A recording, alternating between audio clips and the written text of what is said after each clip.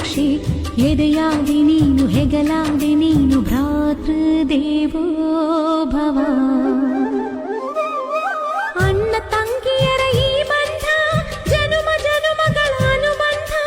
ಅಣ್ಣ ತಂಗಿಯರ ಈ ಬಂಧ ಜನುಮ ಜನುಮಗಳ ಅನುಬಂಧ. ಜೀವಕ್ಕೆ ಕೊರಳು ದೇಹಕ್ಕೆ ನೆರಳು ನಾವಾಗಲೆಂದು ಹರಸುತ್ತೀವಿ. ಈ ರಕ್ಷಾ